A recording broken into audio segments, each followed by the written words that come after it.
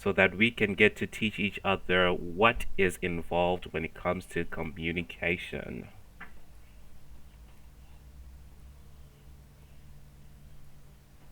Okay, so I know that we are expecting a huge crowd today, so I am just going to give it a couple of more minutes to give the people the chance to just join and then see how we actually get to do things.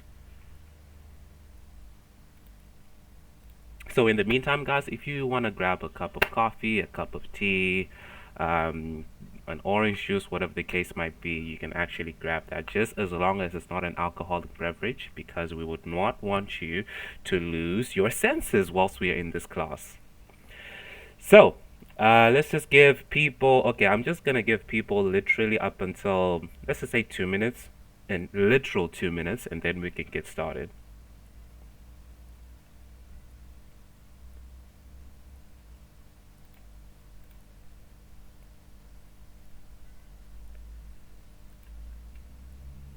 Dun, dun, dun.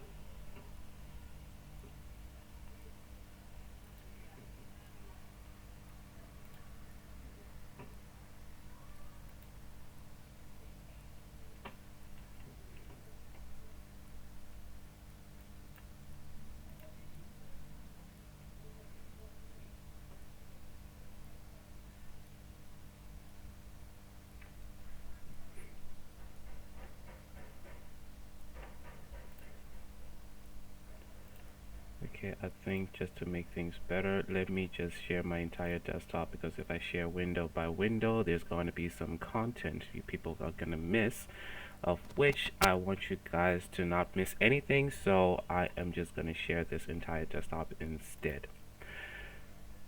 Okay, so let me just get to introduce myself, because today we have multiple guests who are joining us for our class today.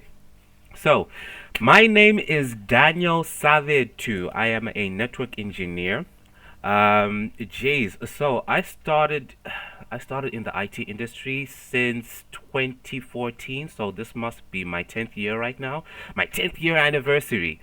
So in this 10 years, guys, I've gotten to learn a lot of things, right? So first things first, when I got out of my high school, the first thing that I got to do was to do a diploma. And this diploma was a diploma for IT systems and support. And as I was actually doing this diploma, this is where I actually discovered that I have a little strong sense, or should I say, I have a strong strength in networking. So that's when I started looking into networking certifications. And then with networking certifications, this is where I got to bump into Cisco. And with Cisco, I immediately fell in love. And Cisco was my first certification, my first love that I started off with. And with Cisco, I first of all, back then it was, we were using the old syllabus. So I had to go through the CCENT, which was the Cisco Certified Entry Network Technician. That was the abbreviation. And then from there on onwards, I had to navigate over to the full CCNA routing and switching. This was from the old syllabus. So I started off with that old syllabus, and this is where I actually started my journey off. And then from there on onwards, I went on to CCNA security, which was most likely tailored for security aspects in terms of firewalls, intrusion prevention systems, IDS systems, you name them. Anything that is related to security, it was all tailor-made, and it was all included within that particular course, including web application firewalls, all of that. And then from there on onwards, this is where I went on to do CCNP routing and switching, which is the now CCNP Enterprise. So with CCNP routing and switching, back then it had three modules, which was CCNP root, CCNP switch, CCNP T-shoot, and then I have my final certification for CCNP. And then from there on onwards, I went on to do my Microsoft certifications. I did a couple of Microsoft certifications so that I can get used to the Windows environments and how Windows servers are actually set up. I actually did a little bit of training for Linux, and I went on to do other certifications such as the CompTIA, the CompTIA A+, CompTIA Network Plus, CompTIA Security Plus, the CompTIA Cybersecurity Analyst Plus, and then I went on to do what they call the CompTIA Classroom Technical Trainer Plus, which is most likely specific tailor-made for trainers. And then what else did I get to do? There are other certifications tracks that I actually went on to do, but I never got the chance to actually certify them. But I do have the knowledge and the skills for them, such as what they call the Citrix NetScalers, which is for load balancing appliances. So this is another certification that I actually got to do as well. So as I'm actually introducing myself, such as what I'm actually doing right now, we also need to also have another understanding as well, that with basically any vendor certification, the moment that you acquire a certification, you will get to acquire a badge, right? And this badge will be linked to your public profile, such as the one that you get to see that I am sharing on my screen. So this is my public profile, and on this public profile, obviously you have an option to put a little biography right there, just to tell a little bit about yourself. So on my profile, I have about 23 badges, and on these 23 badges, as you can see, some of these badges are expired because I long did these certifications a long time ago, and I never got the actual chance to recertify them. But they still remain as a badge, and I'm still recognized as a certified individual, even though I still need to recertify in some of these CompTIA certifications.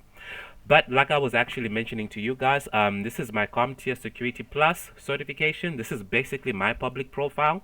This is the CCNA routing and switching, which is the old module, and this was the old module, and then it was back into the new syllabus, which was now called the CCNA.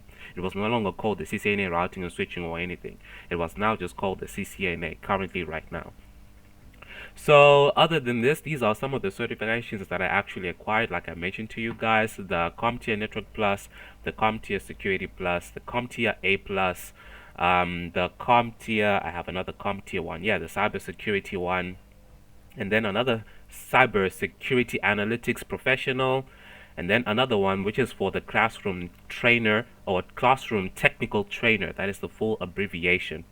So all these other certifications that I have actually acquired is kind of like a little mini badge that I get to put on my little shoulder strap. Okay, if you have been into the military, or if you have involved yourself into the military, you understand how badges actually get to work. So you can actually think of it that way, where you get to say that you, as a network engineer, you can be allocated certain badges so that you will be recognized, and you can also have a level of standing out within the crowd. Okay, and the good thing about these public profiles is that basically any employer has access to your public profile. Okay, the moment that these people get to click on this link, it's a public profile, they can easily access it, and then they can actually verify and see that truly this individual is a certified individual.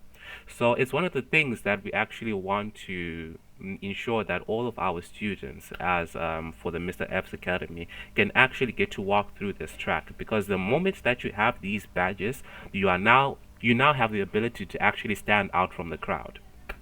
Um, but anyway, that's just a little bit about me and a little bit about my journey. My journey is I can write a notebook or a Bible, as they would want to say, when it comes to the journey that I've actually encountered during this entire career. But I just wanted to give you just that mini breakdown of what I actually encountered and the benefits of actually going through the CCNA track course. But with that being said, let us dive into the topic of the day. So just bear in mind that today we have multiple guests that are coming from different regions. Some are coming from the United Kingdom, some of them are coming from Zambia, some of them from Botswana, some of them from Zimbabwe, and I know that there are a couple of few individuals who are also coming from South Africa as well. I see some individuals who have actually trained previously, and I've seen some individuals who have actually met in previously, and a couple of my students as well who are actually in the same class. So we welcome each and every one of you guys. If you have any question at any point in time, you can literally raise your hand. On MS Team, there is a reaction or an option for you to actually raise your hand. If you see that I did not get to see that hand being raised, you can just interrupt me at any point in time. I promise you I will not take offense in that. We welcome any question, any clarification that is needed when it comes to this topic that we are discussing today. You can ask away. So, today we're going to be doing chapter 3, network protocols and communication. So, this chapter is basically about communication. Okay, so you don't need to go see a therapist, because today I'm going to be teaching you guys about communication. Right. So these are some of the concepts that you can actually get to practice, and some of these things that I'm going to be discussing today, you'll get to see that there's this similarity between how computers communicate and how humans get to communicate. How computers communicate and how us human beings get to communicate, there is a very, very thin line, and there's a huge similarity between these two. So that's why you get to see that as we are going along this module today, I'm going to be giving an analogy about how humans interact, and I'm going to be similarizing that with how computers interact as well. So let's begin. Right, so on the next slide, like I mentioned to you, we're going to be discussing network protocols and communications. And so, obviously, there are going to be some objections and objectives that we're going to be looking into. But first things first, we need to look into some fundamentals about communications. And some of these fundamentals is this. Whenever we're talking about a communication, right, we are saying that there is someone who is saying something, and then there is another person on the other end who is receiving this information. Okay, there is always a source, and then there is always a receiver. Okay, some would want to say a source and a destination, where the information is coming from and where the information is intended to go. So whenever we are talking about communication, there is always a source and there's always a destination or a receiver. Just like how us humans communicate, right? Whenever I'm communicating with my wife, actually that's a lie. Whenever my wife is communicating with me, she is saying something expecting me to receive this information. She has a thought in her mind, right? She has an idea that she needs to express to me. So obviously she will need to find a way to express this thought, to express this idea, and then she can thoroughly communicate that over to me. And what is the other thing about communication that we're expecting? That the person who is actually communicating, or who is being communicated with, is actually receiving this information, right? So as an example, like I was saying, whenever my wife is communicating with me, whenever she is saying something, she's expecting me to receive whatever information she is uploading to me. right? So it is the very same thing that happens with computers. Whenever information is sent out, we're expecting that on the other side there is another endpoint or another device that is receiving this information. So you will get to see that on this slide, this is exactly what they actually say, that whenever you have a communication, there is a message. Let me get to zoom into this a little bit because I know there is a zooming function, right? There is a message, and this message needs to be transmitted. And when it is being transmitted, you can either transmit it. Okay, you can looking at human interaction, right? You can add human interaction. You can have multiple choices. Do you want to transmit your message through an actual text message? Do you want to transmit this message or this idea using a phone call?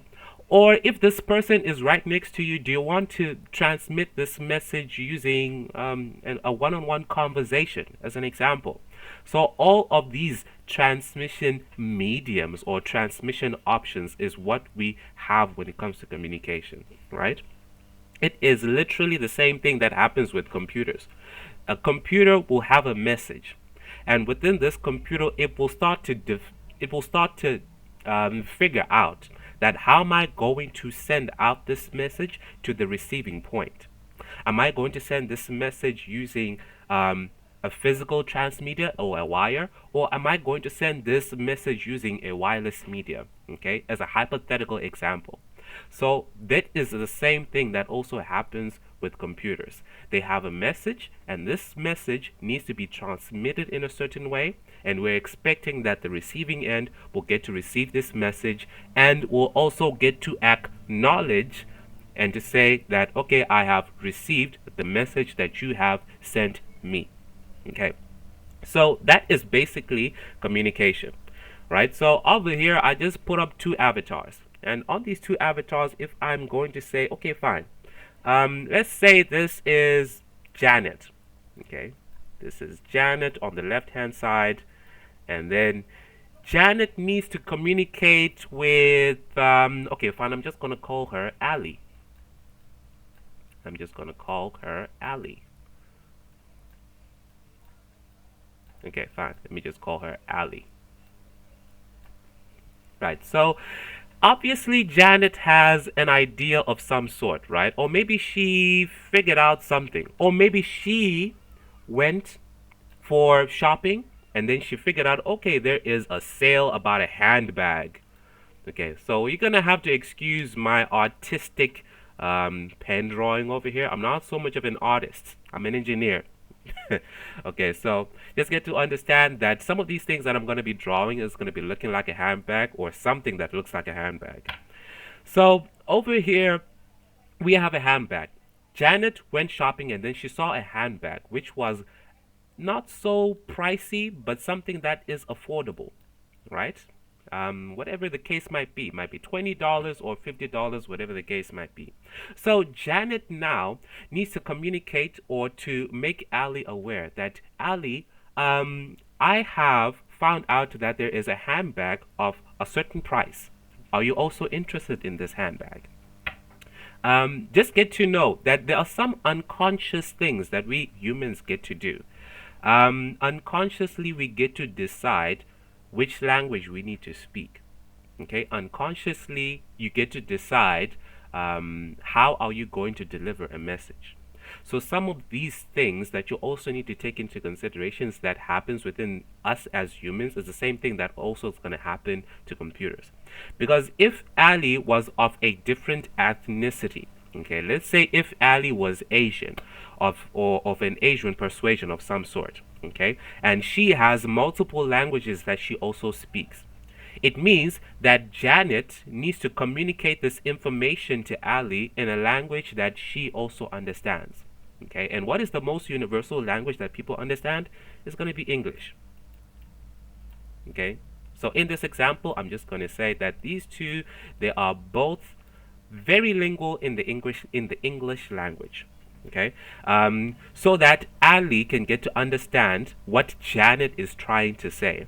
Because if Ali can also speak other languages like Mandarin or Chinese or Korean, whatever other languages that she can also speak, if Ali will get to respond back using Mandarin,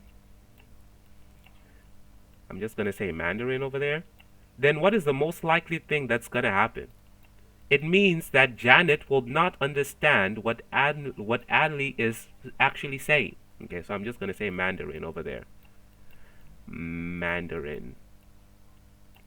So if Ali was about to respond back to say, where did you get this shopping bag? Or where is the shop? Or something like that. And she is going to respond back using a different language, a language which Janice does not understand, then most likely these two will have a communication breakdown. Okay? So just as like what us humans get to do, we also get to decide some of these things unconsciously. Okay? As an example, even if you're living in a country, in which multiple languages are incorporated within that country, if someone comes to you and then they say bonjour, okay, and if you know in your subconscious mind that the word bonjour is an actual French word, you can actually get to communicate back to this person and say, I'm sorry, I apologize, but I am not of a French native. Maybe can we try to use the English language? And then this person can actually get to realize that, oh, okay, my mistake. I thought you weren't actually a French native and maybe you understand the French language. So let me try to use the English language instead. So it is very the same thing that's going to happen with computers as well.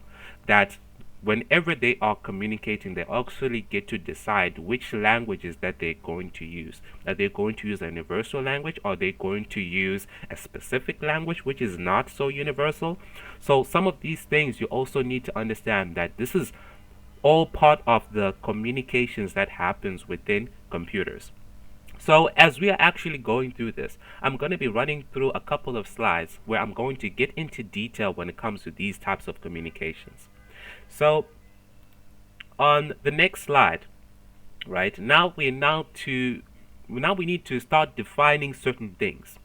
There is what they call the rules of establishment, and these rules of establishment are basically established by what we call protocols.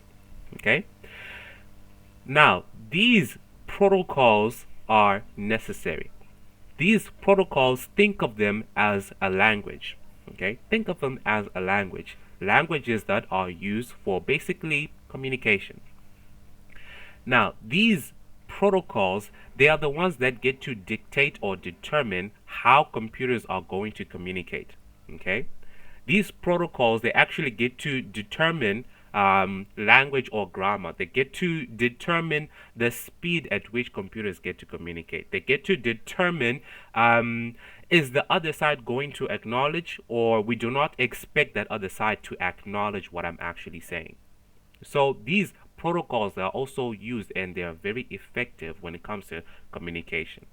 So we also need to understand that these protocols, they are also used in network communications, and they also define what they call message encoding, message delivery options, message formatting encapsulation, message timing, and also the message size.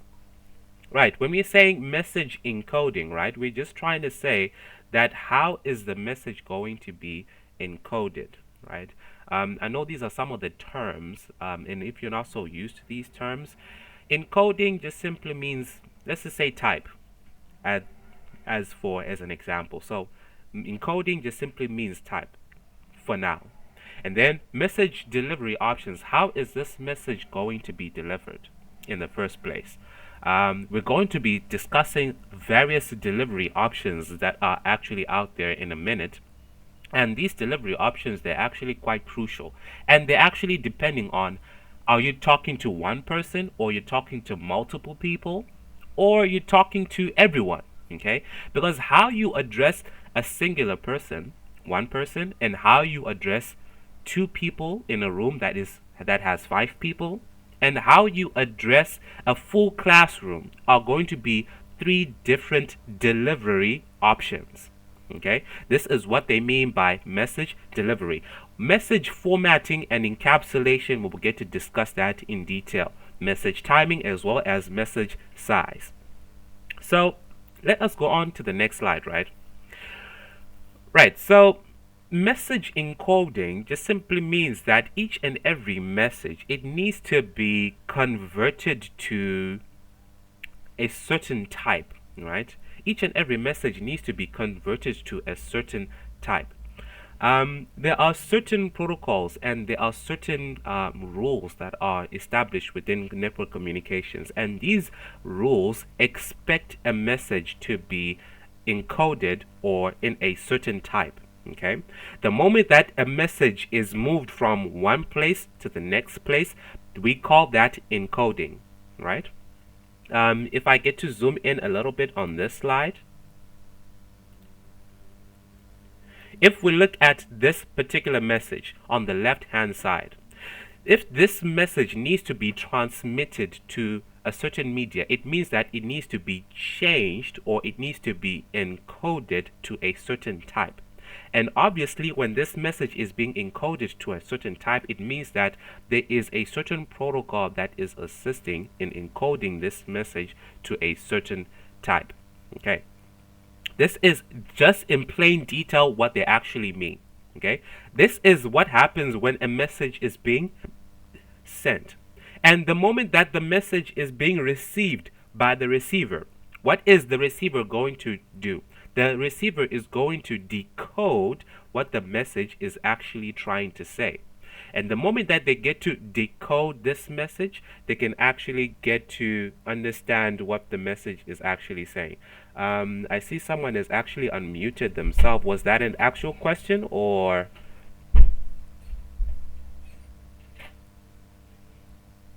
Any questions, clarifications? Okay, I'm guessing that there is no question or clarification. Okay, fine. Let us continue then. Right, so basically this is all part of message encoding, right? So we're just trying to say that message encoding, it has to be a particular type, and this type is something that is supposed to be understood, right? Remember when we were talking about languages, we said that there is English and then there are also other languages as well.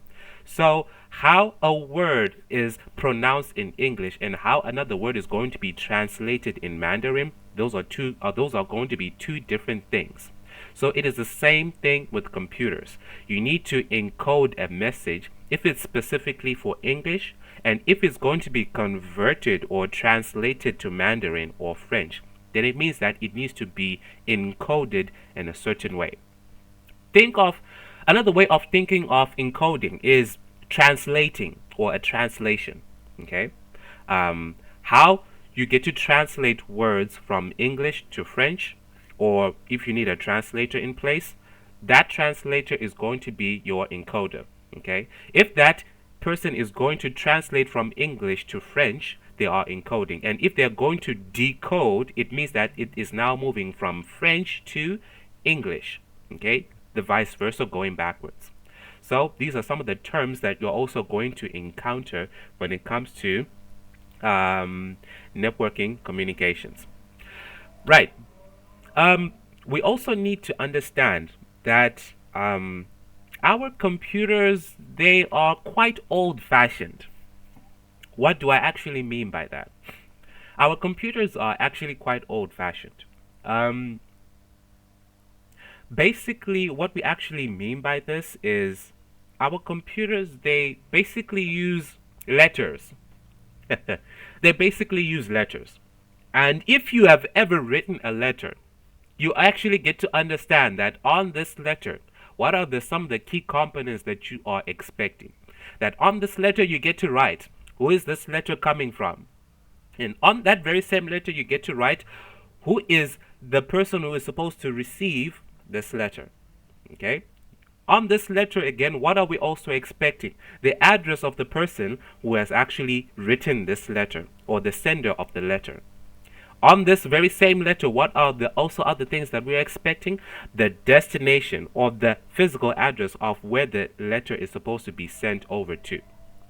So we need to also understand that when it comes to the messages that are being sent over between our computers, basically anything that has any internet connectivity, there is always going to be a source and a destination, a sender and a receiver or a recipient. So whenever we are communicating or whenever computers are going to communicate, there's always going to be a source and a recipient. And there is also something that is called encapsulation, which we'll get into it in a bit, but not just right now. Okay, I don't want to spoil the surprise. Right, so we also need to understand that messages, they also come in a size. Okay, messages, they do come in sizes, and our computers, they have a specific size that they can actually handle. Okay, to say, okay, fine, I can handle a letter that has this particular size, and I can handle a letter that has this particular size. But if it's bigger than that specific size, then I will not be able to handle that, and I need to break it down into a smaller size. Okay, but when it comes to message sizes, we will also get that into a bit. But let me just skip that over as well. Message timing. Message timing, think of it this way. If I get to speak too fast, or if okay, fine, I'm just always going to bounce back to a marriage situation, right? If your wife gets to speak too fast, and if she speaks too fast to a point that you're no longer understanding what she's saying, what is the most common sense thing that you're going to do? You're going to ask your wife to actually slow down. Slow down and then speak slowly so that you can actually get to understand exactly what she is saying. Guess what? The same thing that also happens with computers. There comes a point in time at which there are some computers that get to transmit messages too fast for the receiving end to handle. What is that receiving end going to do? He is going to ask the sender to say, okay, fine, may you please slow down a little bit so that I can get to grasp and understand each and every single part of your message. Okay. That is all part of message timing. So we call that flow control. And then there is something that is called a response timeout, right? A response timeout is a situation in which a computer, or let's just say something like this, right? You are on a phone call, and on this phone call, you are talking to whoever individual is on the other side of the phone. And then at a certain point in time, you get to ask a question, and then this person doesn't respond. You ask that the same question again, and that person doesn't respond again. Most likely like 3 or 4 times. Obviously, in your mind, you're going to think to yourself that, okay, this person is not responding to the question. I'm guessing that there is a break in our communication lines, okay, on our phone lines. So what is the most common thing that people are going to do in a case like that? They're going to hang up the call, and then they're going to call again and most likely ask the question again. Okay, that is the most common sensible thing that humans get to do. Guess what? Computers, they actually do the same thing. There comes point in times in which a computer is sending something, and then the receiver or the recipient is not responding back or acknowledging to say, I've received this, or I am going to answer to your query. So if a computer, they get to see that, okay, I've tried you multiple times, I've tried to ask this very same question like more than 3 times, and you haven't responded back, the computer is most likely going to cancel off that communication and will try to reconnect with that computer again. Okay, it's the common thing that these are some of the common things that you will get to see that our computers will get to do as well. So that is a response timeout, right? A response timeout is a situation that a message is sent or a query is sent over, and then the recipient does not respond back in the appropriate time that we are expecting the recipient to respond back. And the moment that happens, the source or the sender is just going to say, okay, fine, this person is no longer available on this communication medium, so I'm just going to cancel off this communication. You see how these similarities are happening between a human interaction and a computer interaction. Okay, these scientists or these wild engineers who actually created this whole communication of computers, they were all just relating this entire communication process to how humans interact. Because do not forget that at the end of the day, we humans are the ones who are going to use these computers. So we would want our computers to understand how humans get to interact, right? Um, that's why you get to see that there's this whole adoption of AI and machine learning, but that's another topic for another day, which is a little bit different. But there is always this similarity between how computers interact and how humans interact. So, on the next thing, we need to discuss some of these delivery options that are out there.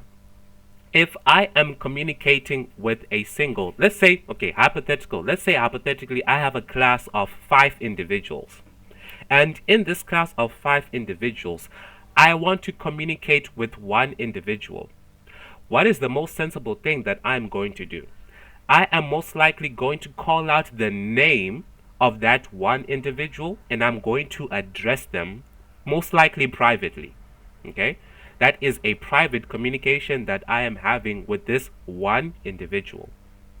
This communication that I will have with this one individual, it is what we call a one-to-one delivery. Okay? A one-to-one delivery. Okay, that is delivery option number 1. Delivery option number 2 is this. I want to speak to, okay, in a class of 5, I want to speak to 2 individuals in that class. What am I going to do? The most sensible thing that I'm going to do is I'm going to call out the names of the 2 individuals that I want to address. And if I call the names of those 2 individuals that I'm going to address, it means that there is a communication that is between me and 2 other individuals. Now, we call that communication delivery, or that type of communication, a one-to-many delivery, in which it's a communication of more than 2 individuals, me as a facilitator and these 2 students that I want to address. Okay, so in total there is 3 individuals who want to communicate with each other. Okay, that is delivery option number 2. Delivery option number 3 is this. If I want to address the entire class of 5 individuals, we call that delivery option a one-to-all, because I want to address the entire class, me as the facilitator. Okay, so these are some of the communication options that we have as humans. So in computer systems or in computer networking, if we were to give terminologies to these types of communications, a one-on-one communication, we call that a unicast communication. Okay, a 1-to-2 or 1-to-3 individuals, or 1-to-3 communication, we call that a multicast, because I am communicating with multiple individuals. Okay, I'm communicating with multiple individuals, but I am not communicating with everyone within the class. If I was to address everyone in the class, we would call that a broadcast communication. Okay, we would call that a broadcast communication. So these are the 3 delivery options that we have even in computer networking systems. We have a unicast message or a unicast communication, a multicast communication, and a broadcast communication.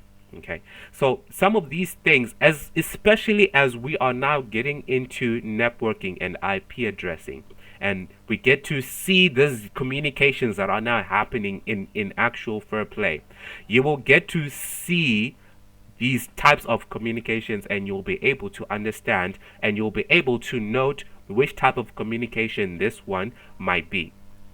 Okay, I see Costa. You have raised your hand, so ask your question away.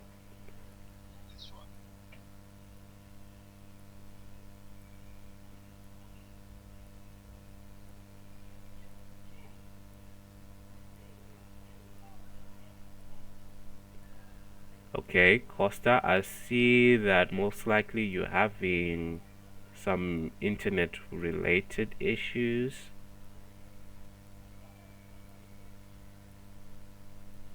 I do not know if you can hear us.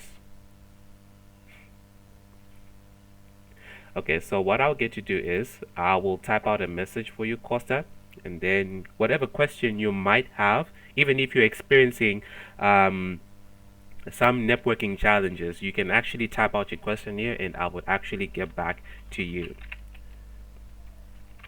You can type out your message.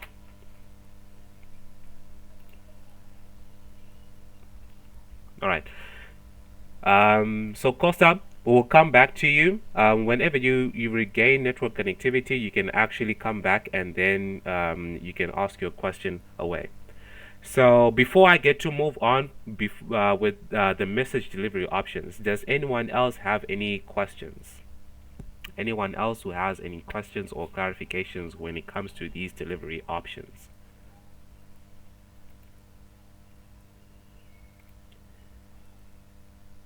If not, then most likely we can get into the next.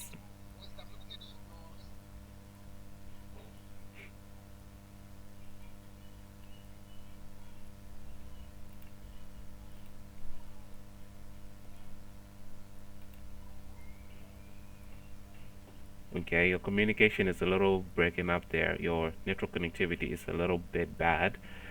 But yeah, okay, fine. We'll come back to you, Costa. Okay, I'm not gonna forget you. Okay, so let us now dive into protocols. Okay, so one thing that we also need to understand, especially when it comes to protocols, right? Now we need to get into depth when it comes to what we call standards.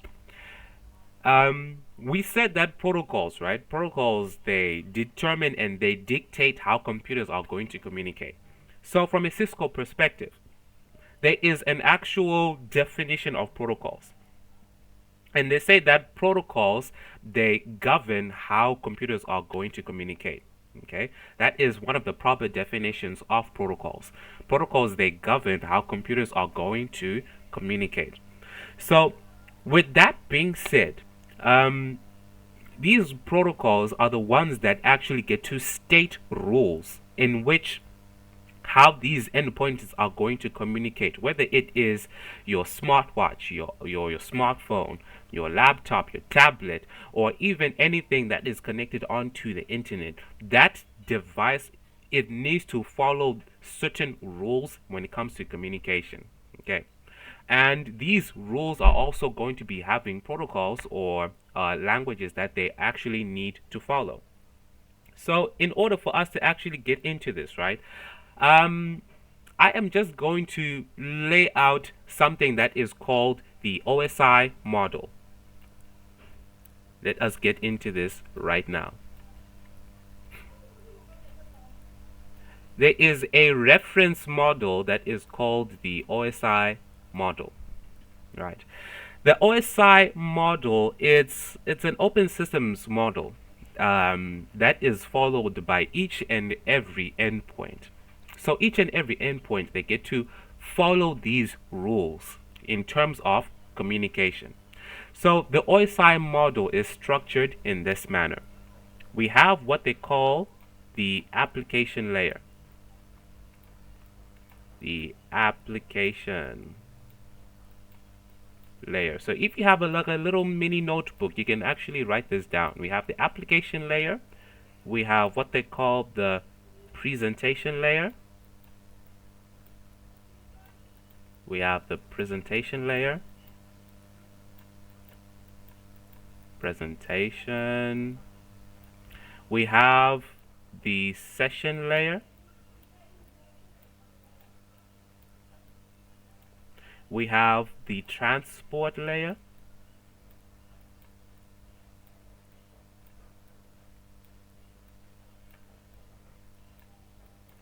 We have the network.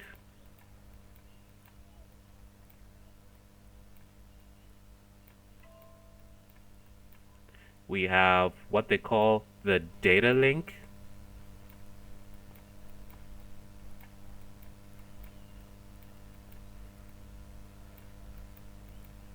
The data link. And then finally, we have what they call the physical layer.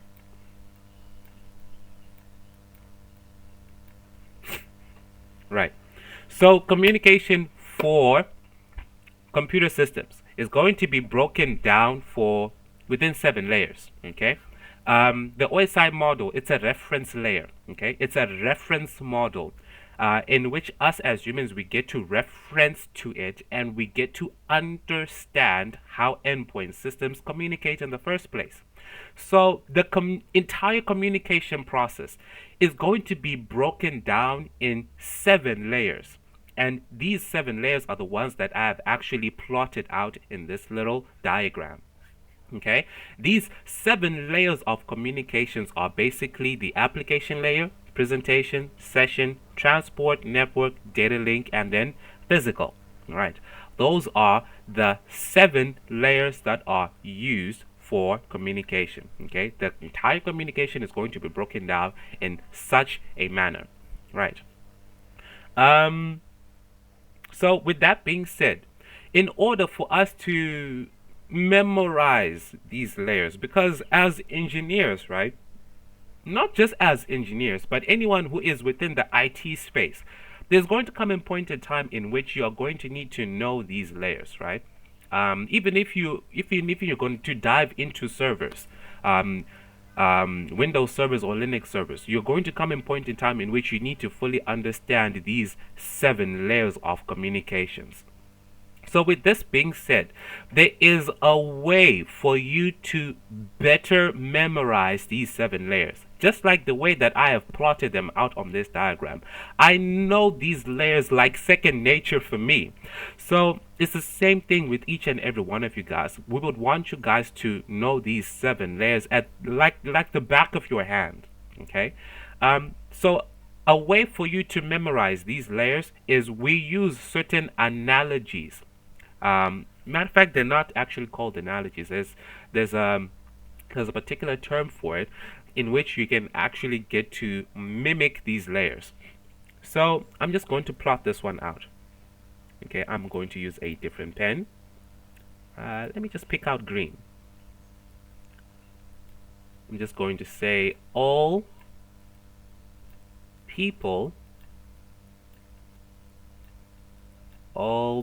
people seem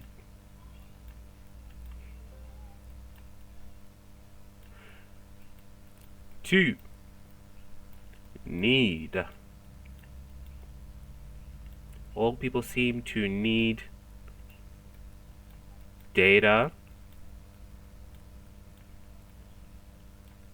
processing. Well, it's actually processing. This is an R. All people seem to need data processing. That is another way in which you can memorize these 7 layers. So on your little notebook, you can actually get to write this down. All people seem to need data processing is a way in which you can get to memorize these 7 layers. Because you as an engineer, whenever you get to troubleshoot a network, guess what? You're going to go back to the 7 layers. You're going to go back to these 7 layers and you are going to use these layers as a reference. Okay, so this is another way of memorizing the 7 layers. Or some people memorize it in a different way. Okay, people come up with these strange words in order for them to memorize them. So some people will actually say,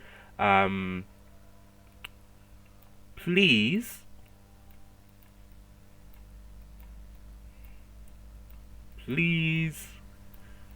do not throw Please do not throw sausage. Please do not throw sausage pizza. Who doesn't like pizza? Please do not throw sausage pizza away. Oh yeah, it does that little thing. Please do not throw sausage pizza away.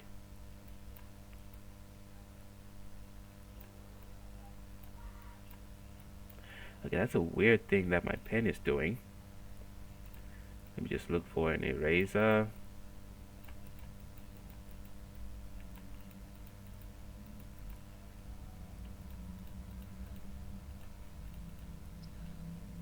Okay, so let me write that down again. Please do not throw sausage pizza. I'm just going to say away.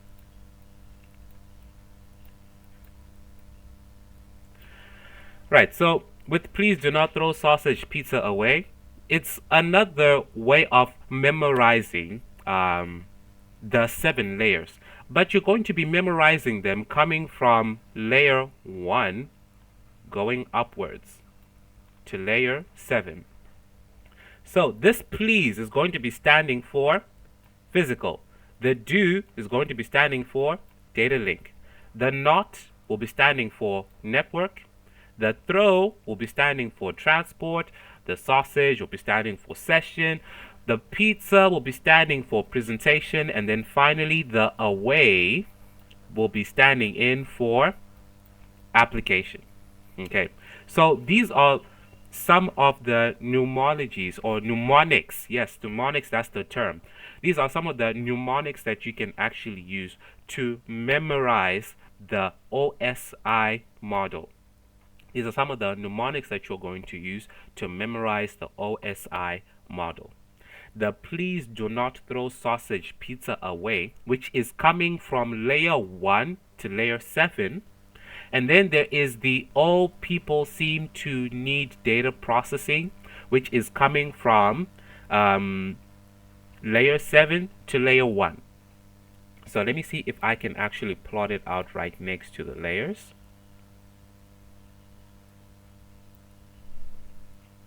So that we can just have it in one place.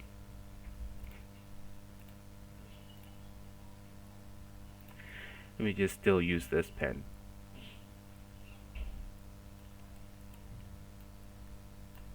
The please. Please do not. Whoever wrote this out, this mnemonic out, was a pizza lover. As they would actually say, who doesn't like pizza? Please do not throw sausage pizza away. So I've actually noticed that there's some people who actually get to create a mnemonic for themselves. Okay, these mnemonics are actually very beneficial, not just for troubleshooting purposes, but even for the moment that you try to decide that, okay, fine, I want to now go and write the exam. So if you would want to go and write your CCNA exam, you can actually use these mnemonics so that you can better memorize the layers. Right, so I'm just going to actually plot this one out, that this one is coming from layer 1 to layer 7. Alright, so this one is coming from layer 1 to layer 7. So the please do not throw sausage pizza away is from layer 1 to layer 7. And then from layer 7 to layer 1, I'm just going to plot this one in green. From layer 7 to layer 1, you would need to use the all people seem to need data processing. Okay, so this is what I actually get to tell people sometimes, right? Especially people who actually want things to be simplified. If you want to memorize the communication process for computer systems, you can memorize them in this way. The sender who is in green,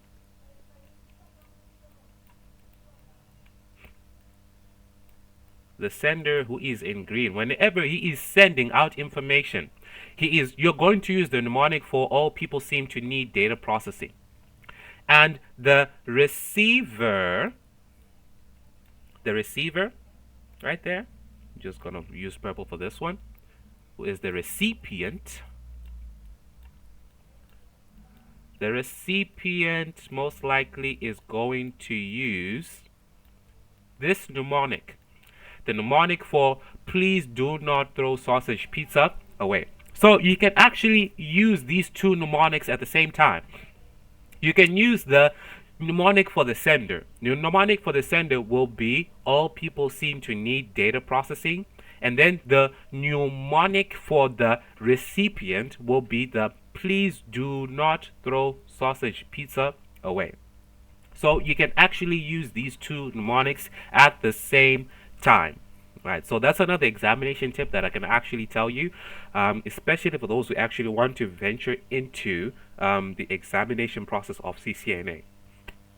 So basically, guys, these are the mnemonics that we use for memorizing our OSI model. Right. Before I get to continue, do we have any questions or clarifications when it comes to these OSI model or this OSI model? Any questions or clarifications when it comes to the OSI model? Questions or clarifications when it comes to the OSI model? Going once, going twice, and if there is none, then we can continue. All right, so yeah, fire away.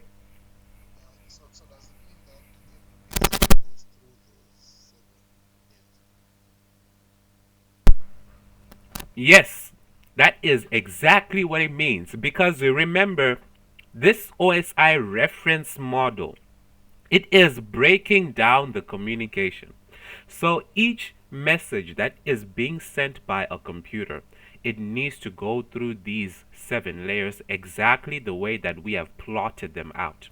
You have from layer, the person who is sending the message, that message starts off at layer 7. Okay, let me use a different pen. I was about to use the purple one, so I don't want to lose people. So the moment a sender is sending a message, or the moment that you are sending an email, as an example, that email will start from layer 7 all the way to layer 1. Right. The receiver, the person whom you're going to be sending that email to, that email will start off from layer 1 to layer 7. So each communication, even the moment that you are accessing YouTube, the moment that you are opening a certain web page, that request for you to open that web page, that request for you to open that website, that request will always start off from a layer 7 to layer 1. And then the person or the server who has that web page will receive that request coming from layer 1 to layer 7. Okay, that is how communications happen within our computer systems. So that was an excellent question. Before I move on, or to add more detail when it comes to our OSI model, any more questions or clarifications regarding what we have discussed right now? Any more questions? Going once, going twice, and sold. Right. So, okay, fine. We have discussed the OSI model and we have discussed the mnemonics that are actually used. By the way, let me just actually spell it out for you. I mean, the way they get to spell out a mnemonic is actually funny. It should be M-N. Oh, my pen is acting funny. The way that they get to spell out a mnemonic is basically this. Let me use a different pen for this one. Okay, fine. Let me use a blue one. The way they spell a mnemonic is M-N-E-U-N-O-M-I-C.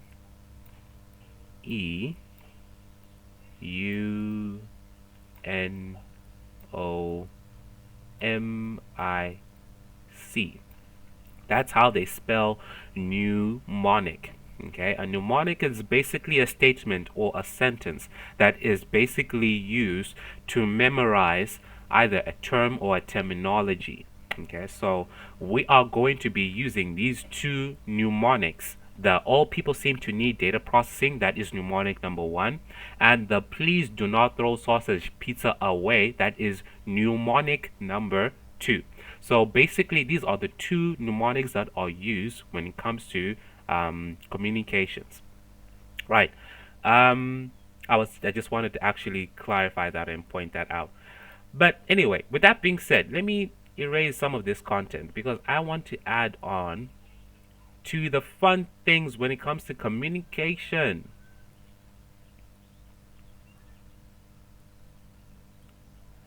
Right. So, right, we have discussed these mnemonics in detail, right?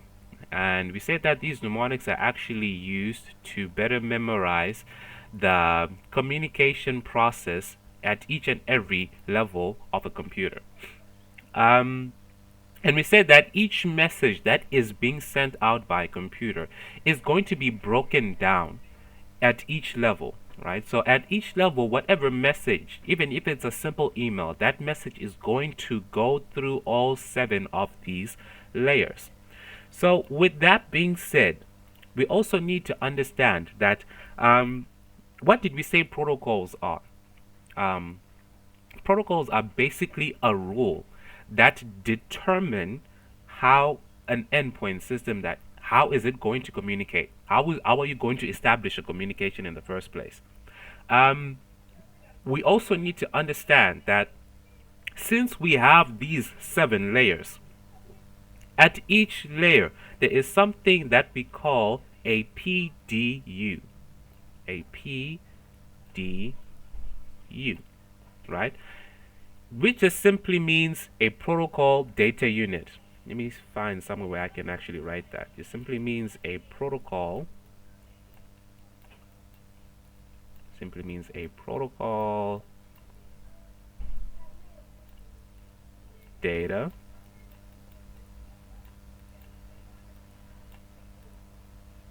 unit.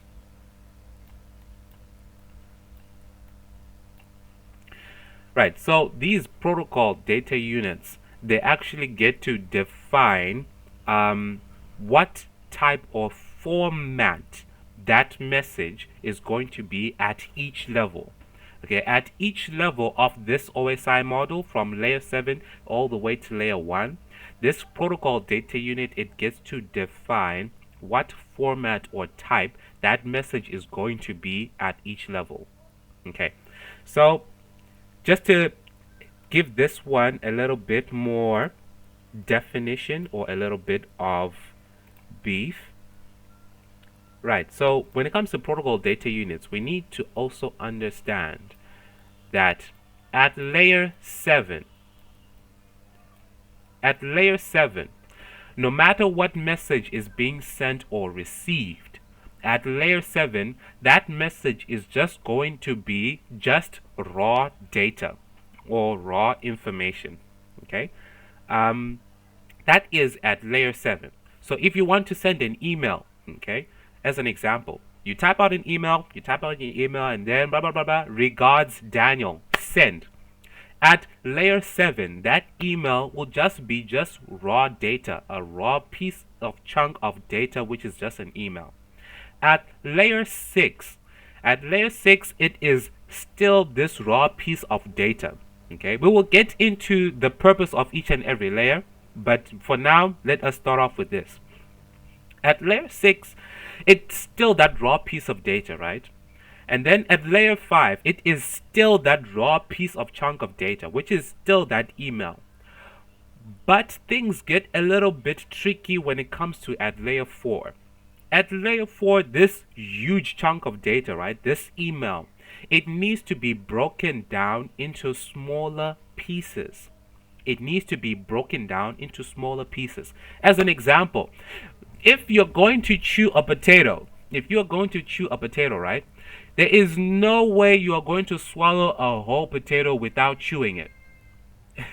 So that's one thing that you also need to understand when it comes to digestive system, right? That you need teeth to break down food so that you'll be able to digest that food properly in smaller pieces.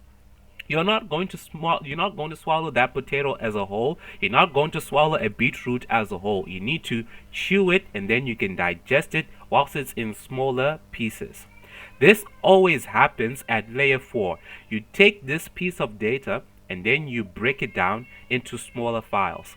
This is extremely beneficial, especially for those people. Let's say you want to download a movie file and this movie file is 15 gigs, right? So this 15 gigs, it needs to be broken down into smaller pieces, and this happens at layer 4.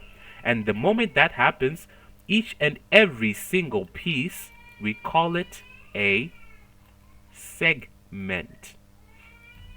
Each and every piece, we will call it a segment. Right, so a segment is just simply a smaller piece of a raw data. Okay, like the same analogy that I gave you guys, that if you take a potato as a whole and then if you chew it and break it down into smaller pieces, we'll call that a segment. Right, so let me erase some of this content.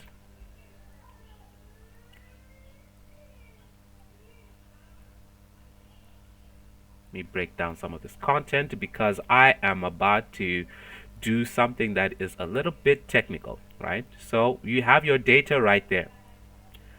Or better yet, yeah, let's do it this way. You had your raw piece of data right there, right? Which is basically something that looks like this. That's your data. So at layer 4, this is what's gonna happen. That raw piece of data is going to be broken down into this little small piece. And then you're going to be having little smaller segments that are also part of your, that is still part of the data. Segments, all these segments that are just making part of the data. Okay, so we'll call this, let's say, hypothetical, we'll just call this segment number 1, and then just call this one segment number 2, segment number 3, 4, 5, 6, well, 6, 7, 8, 9, you guys get the gist, right? So each and every segment will be given a segment number, right? Saying segment number 1, segment number 2, segment number 3, segment number 4. Okay, it's kind of like, think of it when you slice down a loaf of bread. Okay, when you get a loaf of bread which is unsliced and then you take it to that machinery and then it slices it down into smaller pieces, right? It comes to a point where if you group all these slices together, you will still get your loaf, but your loaf is just broken down into smaller pieces. This is what happens at layer 4.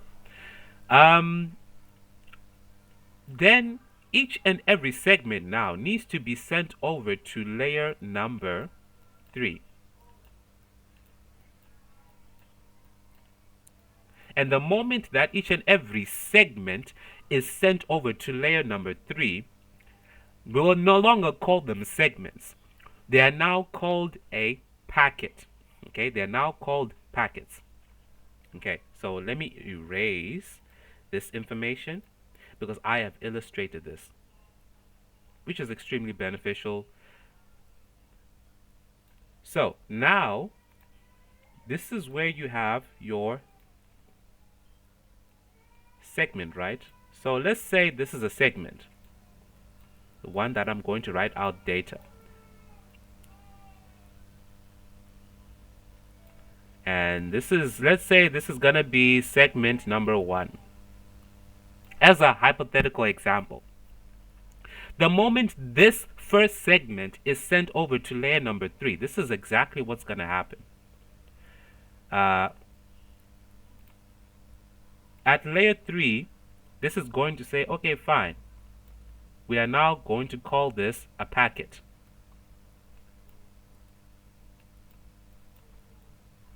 So I'm just going to give an abbreviation of pack.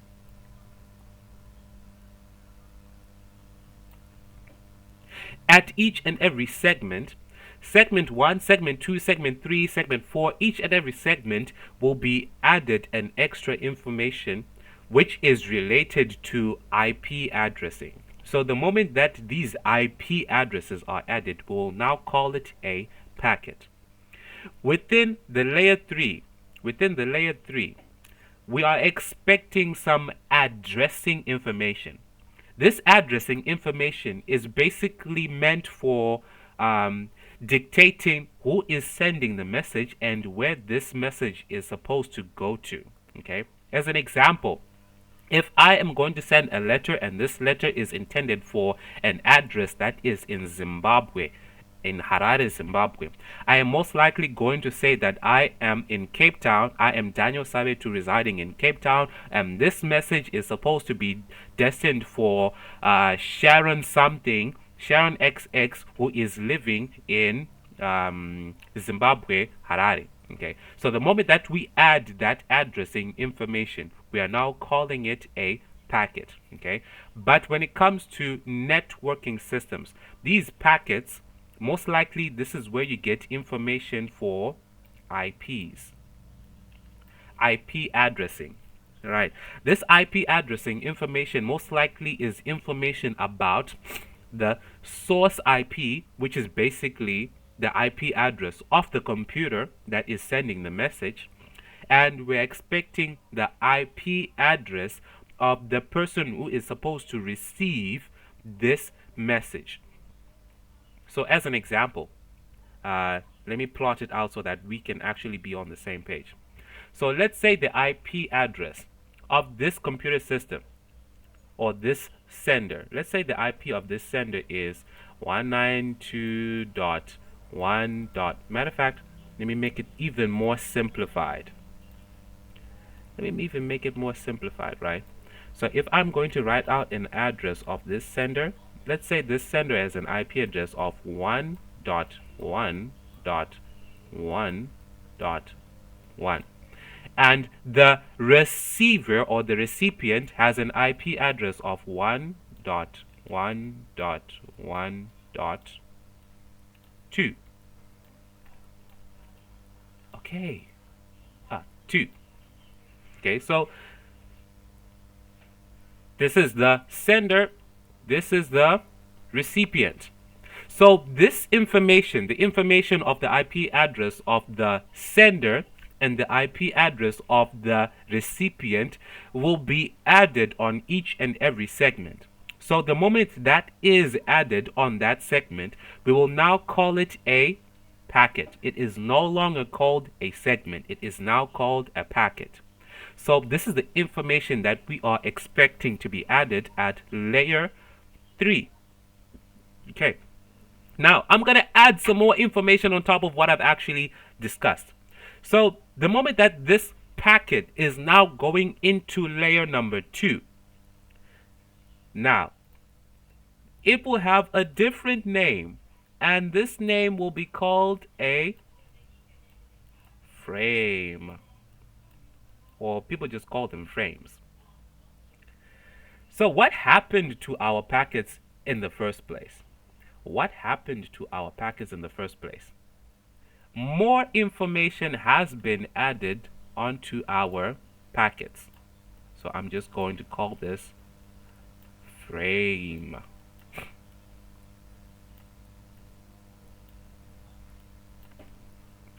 Or just frames. Now, at this layer, what information are we expecting? We are expecting the physical address. Physical address of our source and our sender. What is the physical address or the physical identification that is for our sender? Not just the sender, but also the recipient. So you will get to see that here, this is where we get to add something that we call MAC addresses.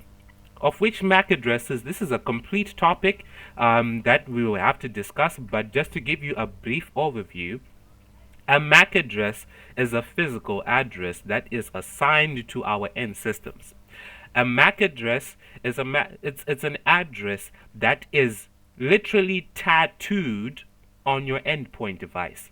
So if you have a cell phone, if you have a laptop, if you have a tablet, anything that is connecting to the internet, there is an address that is literally tattooed into your smartphone or into your smart device. So when it comes to, you will get to see that in Cisco. This address that is tattooed, they also call it a burned in address. BIA, which just simply means burned in.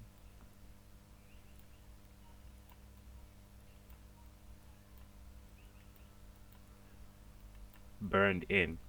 Okay, so this kind of reminds me, right? So, back in the day, when I used to have this friend. So this friend was a huge fanatic of tattoos. That was like way back then when we were still taught this, right? So this guy, he was basically a huge wrestling fan, and he loved this particular wrestler. I think it was Batista. So he liked the way Batista used to do his things, his ego, his confidence, and everything else, his physique, his stature, everything about him. He liked about Batista. And not just only that, but he also liked Batista's tattoos. So what did this guy or this friend of mine got to do? We set up a fire, and he set up on this fire, and then he took a little wire, and he took this wire and he put a little mini tattoo on himself, burning his skin, and he called that a tattoo. Until today, I still make fun of him, and I asked him that is that tattoo still in place? And it is still in place because it was literally burned into his skin. So it is the same thing with our computer systems, right? There is an address that is literally burned into your endpoint systems. It is called a MAC address, okay, which we will get to define in detail later on, but I'm just briefly explaining this to you right now so that you guys can get the gist of it. So each and everything has this burned in MAC address, right? So at the layer 2, this address is also added. The address of the sender and the address of the receiver needs to be added. So as a hypothetical example, right? So I am just going to put up a little mini MAC address for this guy. And let's say the MAC address for the sender is AA, and the MAC address of the receiver is, well, let's just call him BB. So these two addresses, they are taken and then they are now injected at layer 2. And the moment that this happens, it means that this is now called a frame. Okay, a frame. Now, with everything said and done, we now have the full information in order for us to actually send this information over. So at layer 1, we now have our final, I just need to pick out the blue pen for this one. We now have all the information that we need that we can send this information off to now. And we are now going to call these things bits. So what is most likely going to happen right here? This is most likely what's going to happen. Let me erase this. Let me erase that. And then if this entire frame, right? This entire frame from this section to this section, this entire frame is encoded into something that we call bits. One thing that we also need to also understand when it comes to our computer systems is that our computer systems, they are electronic. Of course, we all know. Why am I even saying that in the first place? I'm saying that in the first place because since our computer systems or our computer devices are electronic, it also means that these computer devices, they understand a language of zeros and ones. They understand a language of zeros and ones. Basically, they understand an off and an on, just like a light switch. Okay, a light switch. This is part of the reasons why that on your lights in your houses, you get to see that there is always a zero and a one. If that is not the case, then they will actually state that this is on and this is off. So this is something that you also need to understand when it comes to our computer systems, that they understand a language of zeros and ones. So with that being said, our frames, they need to be encoded into something that is zeros and ones, which is basically a language that is understood by our computer systems. So this encoding that's going to happen, this encoding that's going to happen is basically this. So if this frame is going to be encoded into zeros and ones, let's say it would look something like this. Let me use a black pen. It is going to look like something like this: 1 0 0 1 1 1 0 1 0 1 1 0 1 0 1. I'm just plotting this one out as a hypothetical example. I'm just saying this at the top of my mind.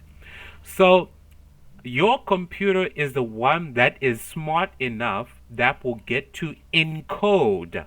You see, now I'm using these terms. Your computer is the one that is smart enough and is the one that is going to encode your frames to bits. These bits are basically, it's a binary number. Okay, if you did your maths back then, it's just basically binary numbers. And when you're talking about binary numbers, it's just basically zeros and ones.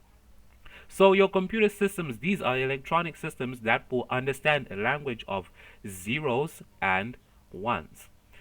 So this is what is going to happen at layer 1. The information is going to be sent over as bits, zeros and ones. On the receiving end, guess what's going to happen? The very same process, but vice versa. The very same process, but vice versa. Let me use a different ink for this one. What is the receiver going to receive? The receiver is going to receive bits. The receiver is going to receive bits. Okay, so I apologize. I'm going to have to use this. The receiver is going to receive bits. Okay, and what is that receiver going to do? That receiver is going to decode these bits and change them to frames. What is the receiver also going to do? He is going to cancel out this information, and then he is going to be left out with a packet.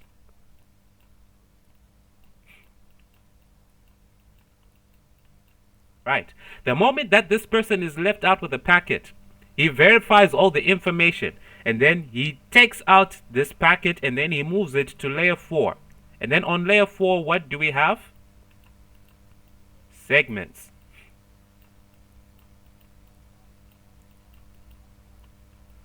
And once he has gathered all these little small segments from 1 up to 10, whatever the number of segments that were there, they're all going to be grouped up, and then they're all going to be put into one small thing. And then this one huge thing is most likely going to be your raw data. So think of it this way, right? Think of it like this. Like if you take a full loaf, right? If you take a full loaf that has been completely sliced, and then let's say you have one of these magical machines that will take each and every slice and will group these slices. And then it will ensure that these slices are no longer slices, but you will now have your full loaf. This is what is going to happen from layer 4 to layer 5, where each and every segment is going to be grouped up from slices so that you can have that raw data at layer 5, same raw data at layer 6, and then the same raw data at layer 7. Okay, so that is basically how computer systems work. They encode and decode messages as they are going to each and every layer. Guess what? This entire process that I have mentioned to you, we call this the encapsulation process, which is coming from the sender. And then when it's now going to the receiver, we call this the de-encapsulation process. Let me write out this term. Eraser. Remove this. Remove that as well. So, from layer 7 to layer 1, these PDUs, as they are going to each and every layer, we will call that the encapsulation process. Encap.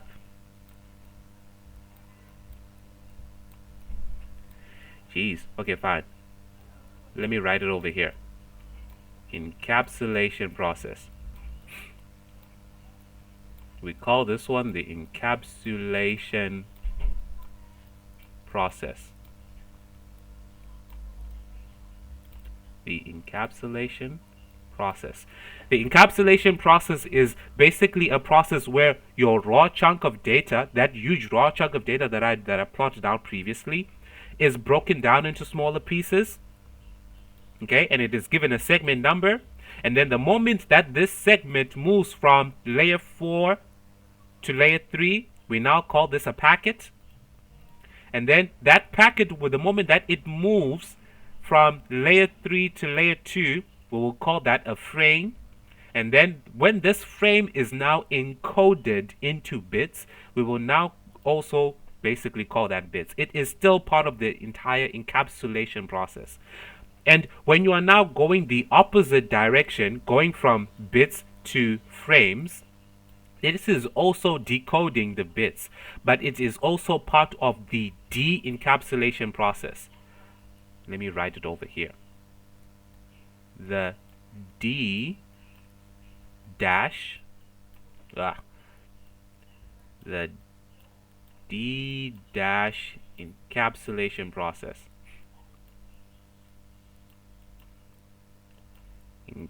Encapsulation process.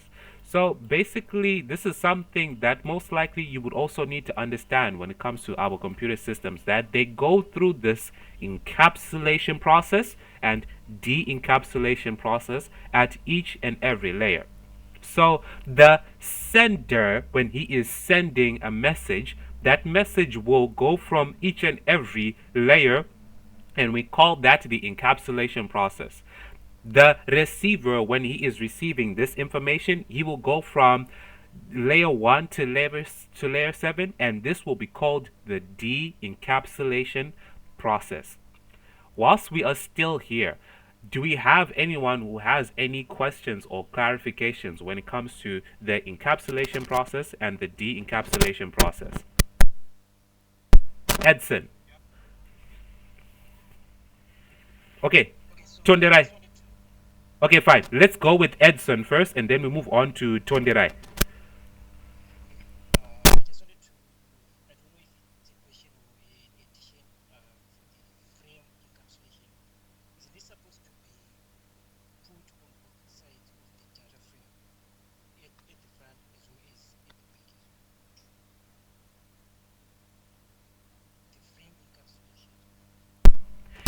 Yes, that is correct. The frames, it is also put at the front and at the back, but for illustration purposes, just to make it simplified, we just put it at the back for now.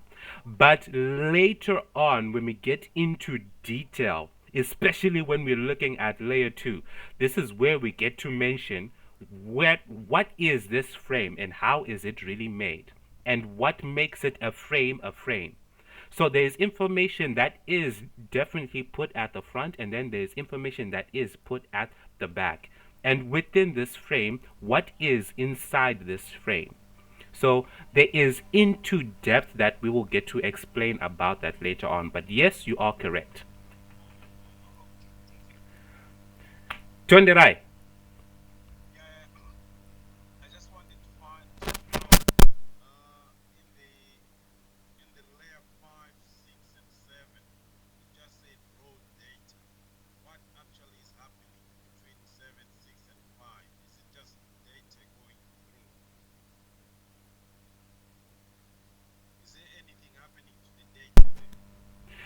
Yes, there is something that is happening to the data, but for now, just for illustration purposes, we just need to know that this raw data is going through these stages. There are some technical details, like extremely technical details, that I do not want to mention right now that are happening between layer 5, 6, and 7, because it will get to throw people off a little bit. But just to answer your question a little bit, the session layer, it manages what we call sessions, okay, that is established between the source and the receiver.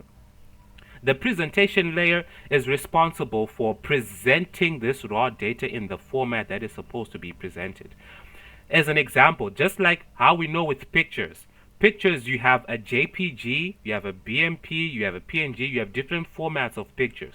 So at the presentation layer, the image needs to be presented in the particular format that is supposed to be presented.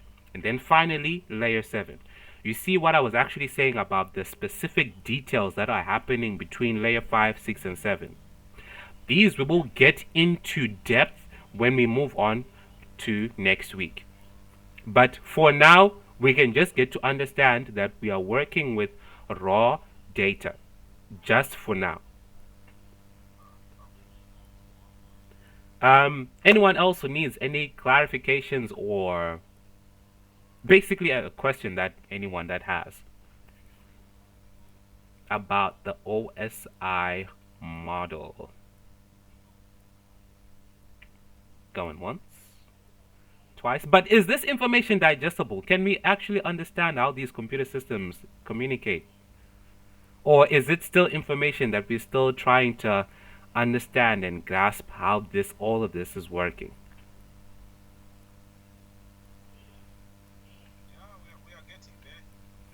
Okay, awesome. All right, so whilst we're actually still on these PDUs, there is also another mnemonic that people get to use, especially when it comes to memorizing the PDUs. There's another mnemonic as well that is used. Let me just get to erase a little bit of this content, right? And this mnemonic, it's a little bit on the funny side, okay? As we all know, um, technical people or people who are into IT, they can act as geeks sometimes. So this is a geek joke. So let me plot this one out. So in order for you to memorize these PDUs at each and every layer, you can actually use this mnemonic. Do surgeons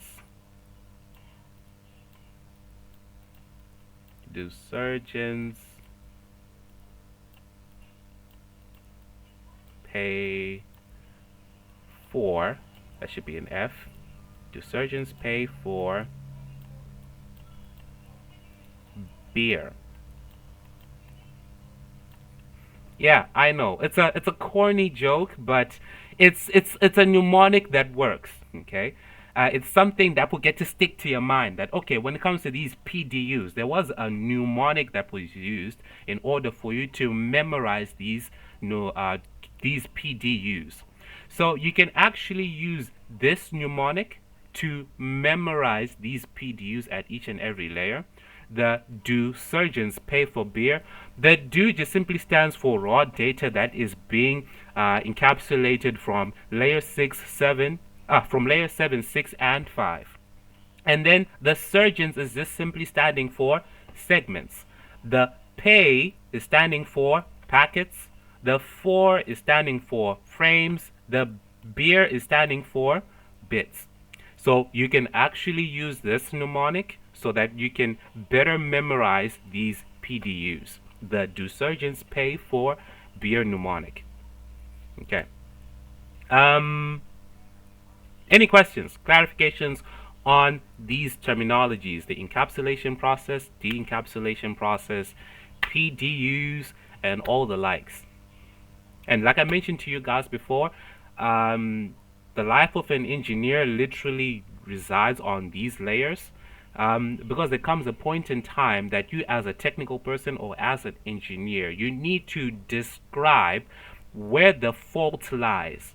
Um, and most likely for you to describe where the fault lies or where the issue is residing, you are going to point it out using this OSI model layers. Okay, remember the OSI model is basically a reference layer, okay, or a reference model that is used for troubleshooting purposes or for better understanding the communication process that happens between two endpoint systems. Okay. Going once again, any questions, clarifications that are needed regarding the OSI model and the PDUs, the mnemonics that are used, and everything else?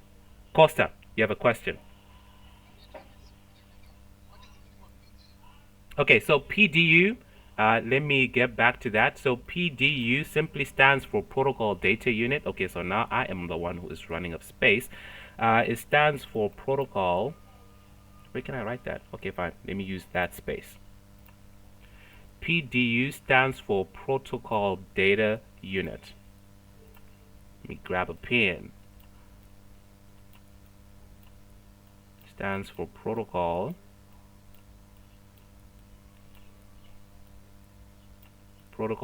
Data Unit.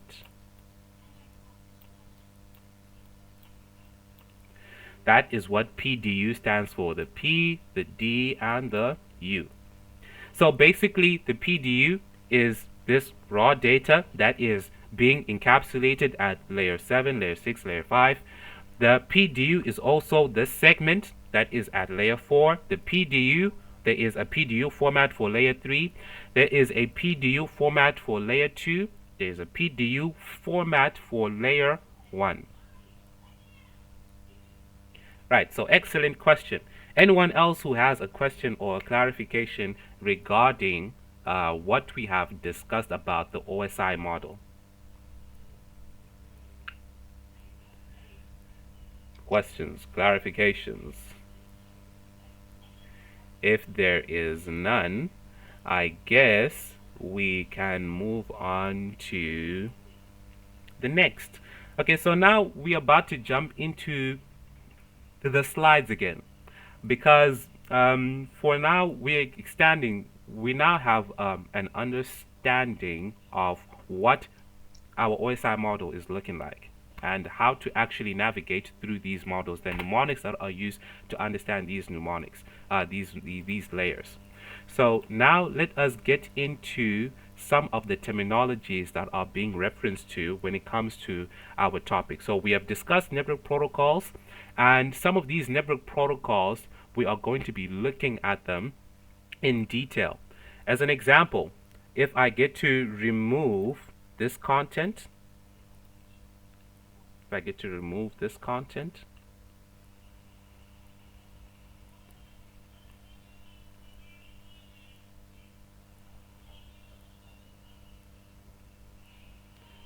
if I remove each and one of this content. So when it comes to protocols, guys, we just need to note that at each and every type of communication, there is a protocol that is designated or determined for that. Whenever you want to access a web page, there's a protocol for that, and that protocol basically is called HTTP. HTTP. HTTP just simply stands for Hypertext Protocol. Hypertext Transportation Protocol. Hypertext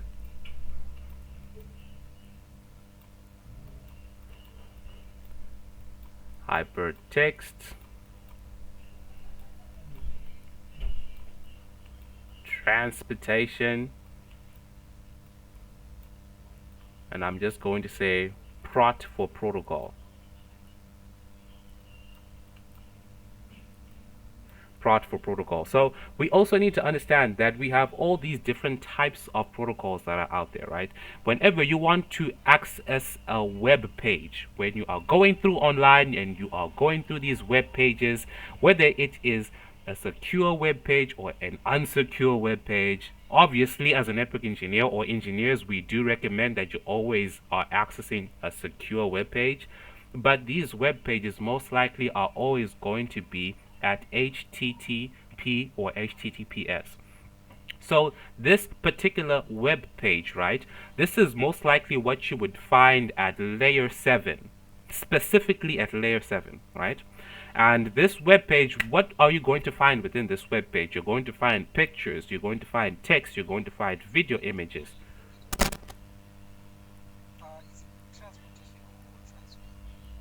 Oh, it's actually transfer. Thank you for that correction. It's transfer protocol. Yes. So, as you can actually see, so with this, with all these protocols that you would actually get to see, so specifically that is for HTTP.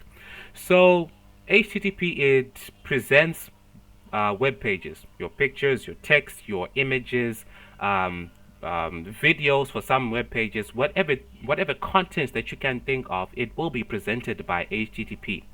But there are other protocols that are also out there that kind of do the same thing, but a little bit different. Some of these protocols are, as an example, FTP. So I am going to plot out that one as well. Eraser. Because we said that HTTP is the one that is used by web pages, and then another one, another protocol that is used, that is commonly used, is FTP. Right, so basically FTP is basically a protocol that you will definitely get to use whenever you want to download files. Okay, whenever you want to download a file of any specific sort. So there will be a dedicated device or a dedicated computer that we call a server that is hosting this file. And this dedicated server or this dedicated computer is the one that we will call the FTP server. So this FTP server is the one that is going to be hosting or basically storing this particular image or this particular file for you. And you can actually download that file off that FTP server on a particular port, but we will describe ports later on. So you have multiple protocols that are out there that work specifically at layer 7. So today I've described HTTP for you, the one that we use for web pages, and there is FTP. There are also other protocols that work within this very same layer. Protocols such as yes, is that a question? Yes, Nigel. What, the FTP? Okay, this FTP, it stands for file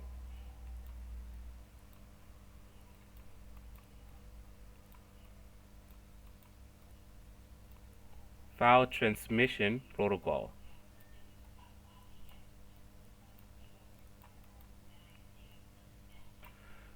File transmission protocol. So you will get to see that most of these protocols, they will always have an acronym or an abbreviation. This is what they're actually trying to explain to us on this next slide, right? That you will have these protocols that are working within specific layers. So just get to understand that at each and every layer, right, there are going to be certain protocols that work at specific layers. There are some protocols that only work within layer 7, and then there are some protocols that only work within layer 4, and then there are some protocols that work within only layer 3, only layer 2, and then some at layer 1, okay, as a hypothetical example. So this is what they're actually trying to explain to us when it comes to network protocols. Um, Here we also need to understand that some of these protocols they interact. Okay, remember we were transmitting or we were going through that entire encapsulation process, right? And within this entire encapsulation process, we were describing how this message is going to be transmitted from layer 7 all the way to layer 1. So since we said that at layer 7 there are protocols that are dedicated for layer 7, and at layer 4 there are certain protocols that are dedicated for layer 4, we also need to understand that these protocols they have specific other protocols that they also interact with or interwork with at different layers. This is what they mean at this particular slide. Let me say this as an example. Go back. Right, so as an example, right, if I get to clear out some of this text and we get to use the example of HTTP, and we get to use the example of HTTP.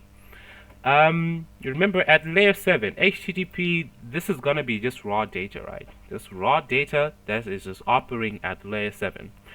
But right there, the moment that it gets to layer 4 and it needs to be segmented, right? It is going to use two options, either TCP or UDP. So at layer 4, you only have two options. It's either going to be TCP or UDP. But for this example, our HTTP, it is going to target or it is going to use TCP. What does TCP stand for in the first place? TCP stands for Transmission Control Protocol. UDP, okay, let me write that down somewhere. Eraser. Erase this.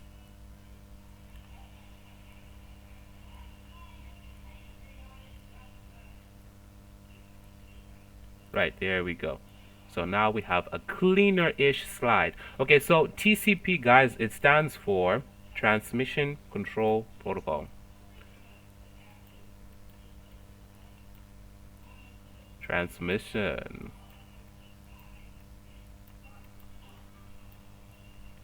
It's transmission control.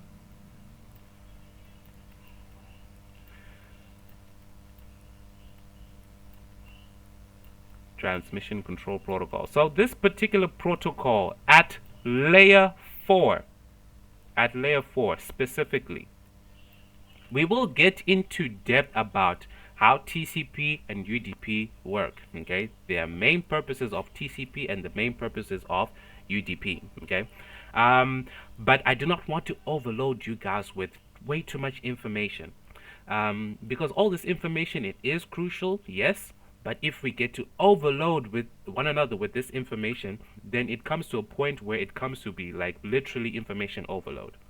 But as an example, as I was coming back to this, so on that slide, they were actually saying that these protocols, they interact with one another.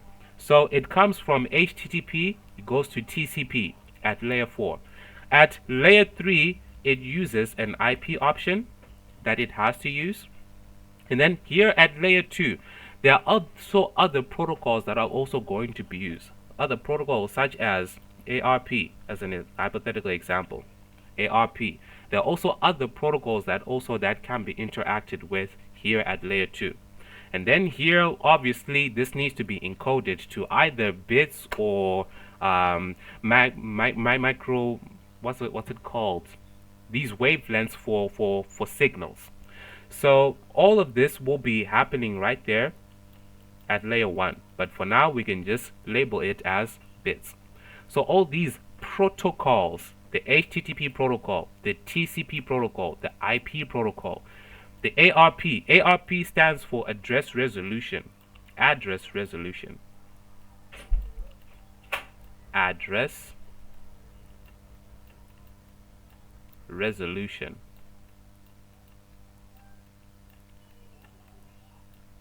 It has a specific function when it comes to how you get to resolve certain addresses from layer 3 to layer 2. Um, that is the main purposes of ARP, but we will get into depth with when it comes to what ARP does and the main purpose of ARP and how it works and when it will actually come into play. Because ARP, there are certain instances where it comes into play, and then there are certain instances where it just remains idle. Okay, and then it's certain instances where it also refreshes, but we will get to that. But this is exactly what we're actually trying to explain with these slides, right? That these protocols, they do interact, and it is especially crucial for each and every engineer to also understand that it is important to understand and to note that this is what is out there. This is what they mean on this slide, that these protocols, they interact. Right, so there are some slides that we're not even going to get into detail. Okay, there are some slides that we're not even going to get into detail. But besides the OSI reference model, right, we also need to know that there is another protocol suite which is exactly similar, or let me say identical, to the OSI reference model. And this model, it is called the TCP/IP protocol suite. The TCP/IP protocol suite. Let me use a different pen. The TCP/IP protocol suite. Okay, so this is a suite which only has 4 layers, right? And the layers are namely the application layer, transport, internet, and network access. Let me zoom into that so that you guys can actually carefully see this. This protocol suite or TCP/IP suite has 4 layers, and these 4 layers are namely the application layer, the transport, the internet layer, and then finally the network access layer. Right, so these are the 4 layers that you would find within the TCP/IP suite. Right, so the reason why I am actually introducing this protocol suite to you guys is we also need to know that we have these 2 models. We have the OSI model, which is on one hand, which we're describing a lot, and then there is the TCP/IP protocol suite. Now, these 2 are 2 suites that you also need to understand. There is a slide that gets to compare these 2 suites, which is basically this.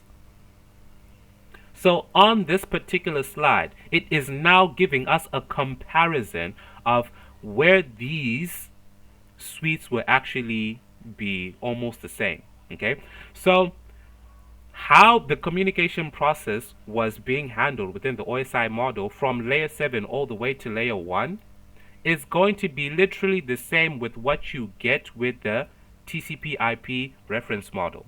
Okay, where you have your layer 7 to layer 1, but with the TCP/IP model, you also need to note that they don't necessarily have the whole layer 1, layer 2.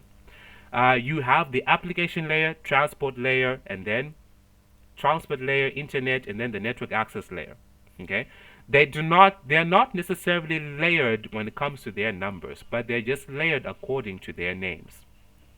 So on this slide is just giving us a comparison between these 2 suites, the OSI model and the TCP/IP model.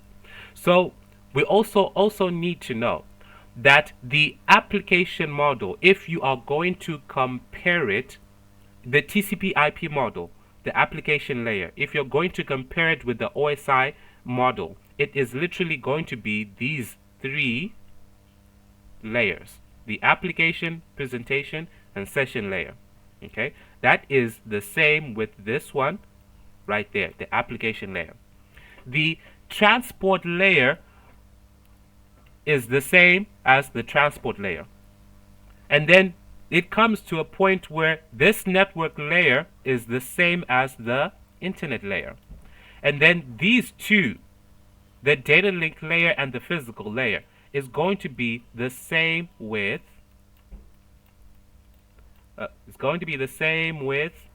what they call the network access layer. Okay, so this is how these 2 standards or these 2 suites are the same. The OSI model is literally compared with the TCP/IP model in this way.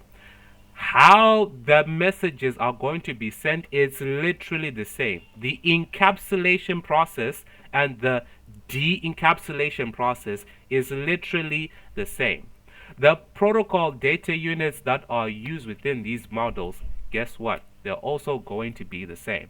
And obviously, what you see right there within the data link layer and the physical link layer, obviously the bits, the frames and the bits, they are somehow, though, they're going to be encoded and they're going to be grouped up in one single layer.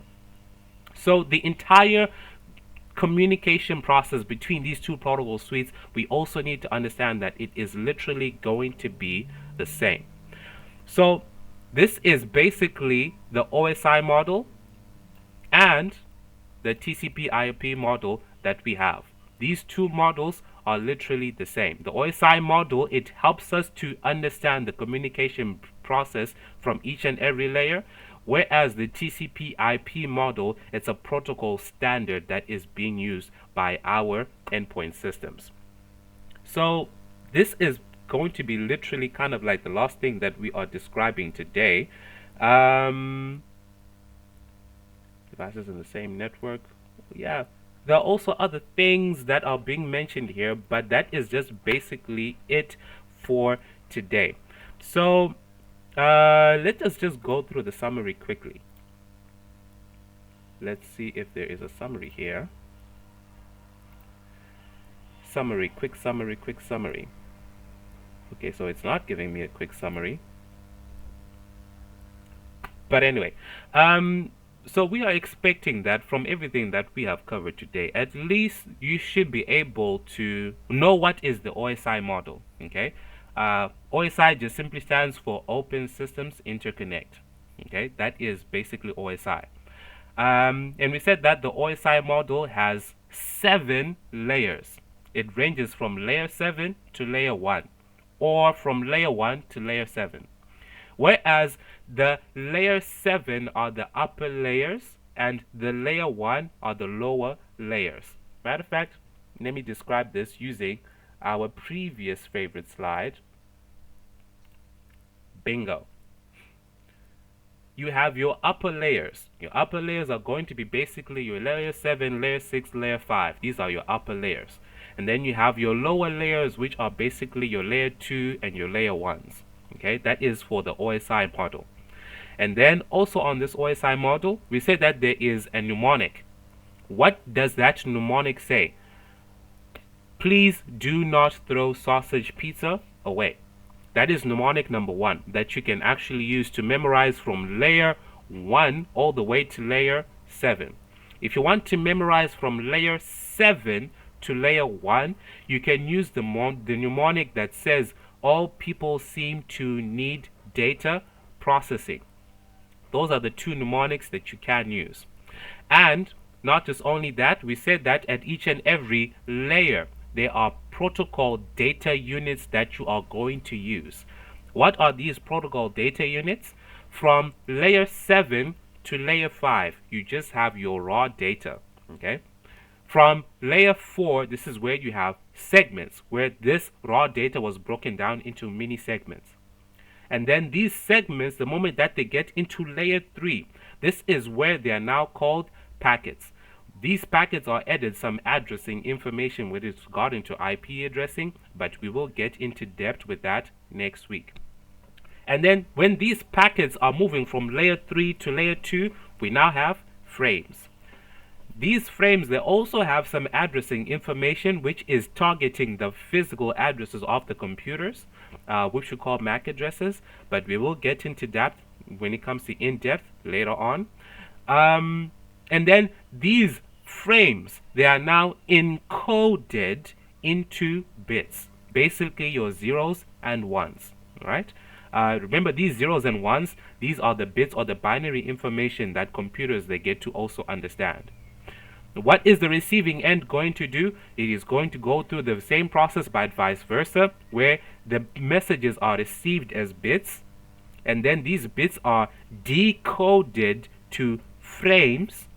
The frames are now de-encapsulated to packets, and then these packets, they're also de-encapsulated to segments.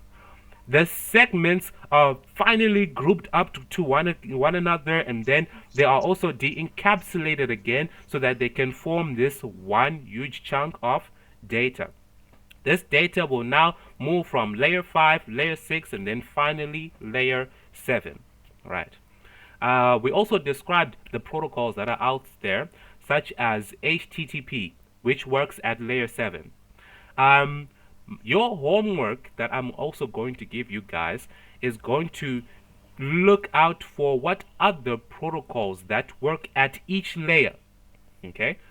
Which protocols that work at each layer, from layer 7 all the way to layer 1. I will actually get to type that out on an email so that you can actually get to investigate and actually discover what other protocols that work at each and every specific layer. All right. Um, so that is it when it comes to the things that we have covered today. Anyone who has any questions or clarifications regarding to the topics and everything that we have discussed today, I'm hoping that at least after today, you guys can have at least a finer understanding how computer systems communicate, and also most likely have a better communication with your spouses. Any questions or clarifications? Yes.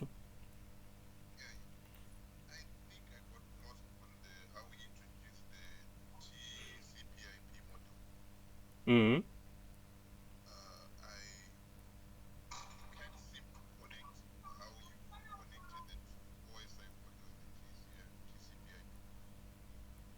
Okay, so the TCP/IP and the OSI. Okay. Okay, so think of it this way, right? Um, these two models are literally the same. They are just used interchangeably. Basically, think of it this way. Um, a car is a car, whether it's automatic or whether it's manual. But obviously, how you're going to drive the car is going to be a little bit different. Correct. It is literally the same with the OSI model and the TCP/IP model. Matter of fact, let me go back to that slide quickly, where it compares these two slides. Okay, right there. So you have these two models, right? The TCP/IP model and the OSI model. They basically do the same thing. Okay, they are assisting your message to be transported from the upper layer which is the application layer, all the way up into what they call the network access. Right. So it is literally the same thing with the OSI model. It is moving from the layer 7, your application layer, all the way up into the physical layer, which is your physical layer. These two models, they basically work hand in hand. So people can either use the TCP/IP model or you can either use the OSI model, depending on which one is your flavor. But in the working world, in the workplace environment, people seem to have a preference of the OSI model because it gets into depth. Okay, it gets into depth when it comes to how computer systems communicate. But these two models or these two suites, they are basically the same because you are still going to encapsulate your data. You're still going to have your protocols which are interacting in each and every one of these layers. Whatever the case might be, these two suites are literally the same. There are no major differences between these two suites. It's just that when you are now comparing the two, remember the TCP/IP model, it only has 4 layers. These 4 layers which are namely, let me zoom into them. Come on, zoom, zoom, zoom. There we go. These 4 layers are namely application, transport, internet, and network access. These are the 4 layers that you would get when it comes to the TCP/IP model. So if you are going to compare layer to layer of these 4 layers to the OSI model, Most likely they're going to be compared in this manner. Let me see if I can erase that ink because I see that it might be a little bit in the way. So that erase all ink. Oh, it needs me to zoom out. Okay. Weird function. Okay, fine. Let me zoom back in again. So if you're going to compare these two layers or these two suites hand in hand, this is how you're going to do the comparison, right? Whereas the application layer of the TCP/IP model, if you're going to compare it with the OSI model, it is literally going to be compared with the layer 7, layer 6, and layer 5. Just like that. The transport layer of the TCP/IP model is compared to the transport layer of the OSI model. The internet layer of the TCP/IP model is compared to the network layer of the network model. The network access layer of the TCP/IP model is compared to two layers of the OSI reference model, which is the data link and the physical layer. So this is just basically what these two layers are just there for. They basically work the same. Just different flavors, but they just work the same. I hope that has actually answered your question. Okay. Any more questions or clarifications? I see that we are 8 minutes into our time. Questions, clarifications, takeaways, subtractions, additions. Yes, go ahead.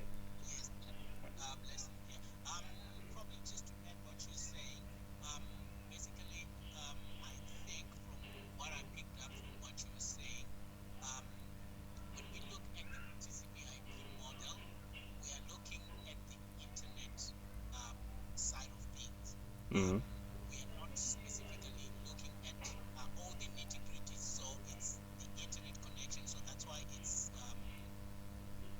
Shortened, simplified.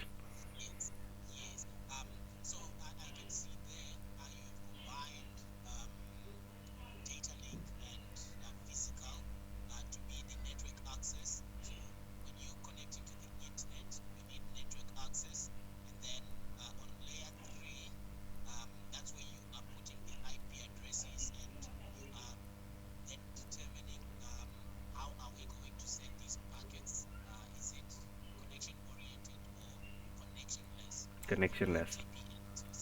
Mm-hmm. Yes. Yes, go on, go on.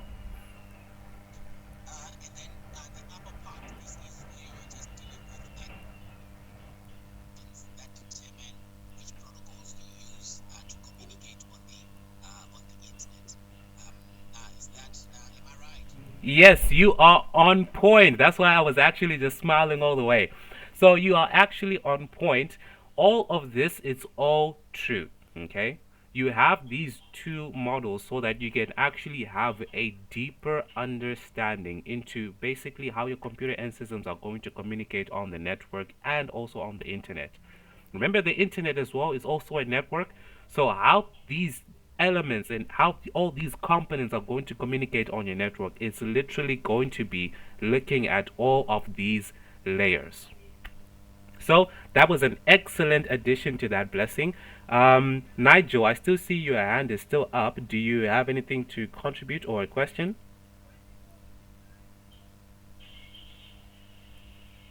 Okay, then I see you put your hand down. Okay, it's fine. Okay, thanks for that. Yes, turn the right. Go ahead.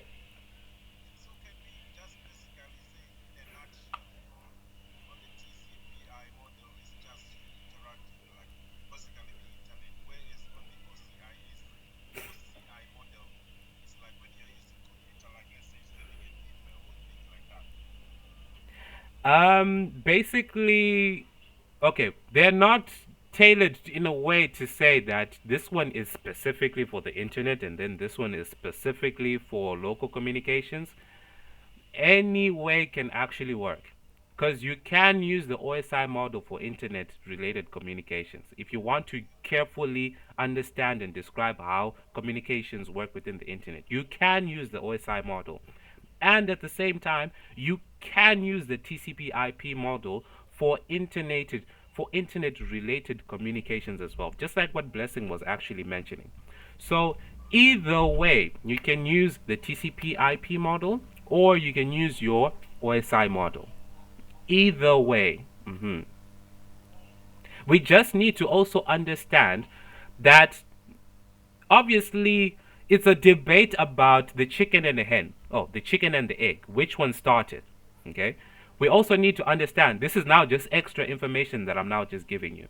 Um, the first suite that was created, was the TCP IP model. That was the very first standard suite that was created. And then later on came through the OSI model, which broke it down into 7 more layers. So that's why you get to see that there is this comparison. Nothing changed. The only thing changed was there were extra layers that were added to better understand the network communications. Blessing, I still see you have your hand up. Do you have a question?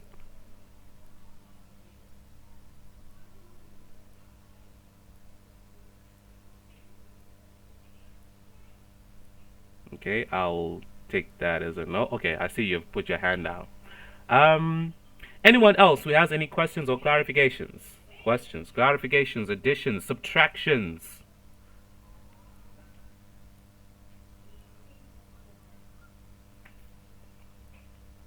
Yes, Costa.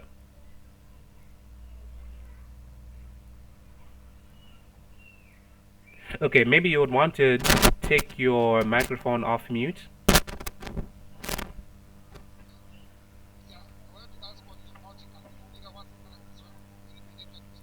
Mm-hmm.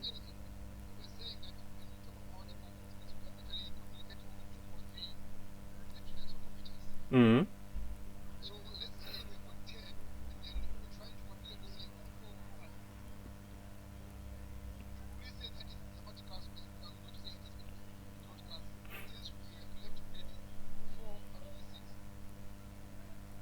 Yes, it is still a multicast, right? Remember that example that was illustrated on that slide. That was just an example, right?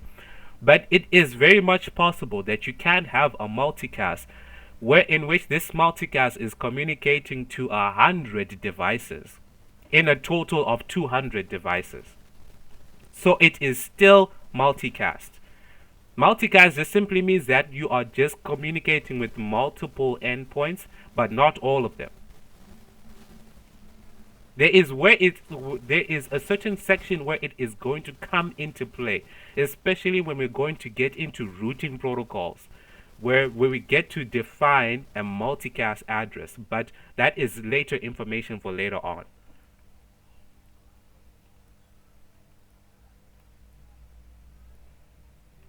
All right, so questions, clarifications.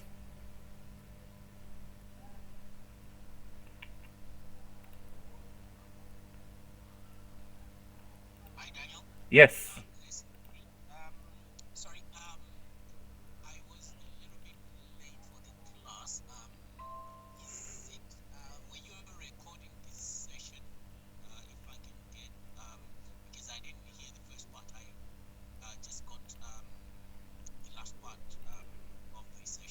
Of this session. Okay, so Blessing, what you can actually do is, do you have my contact details?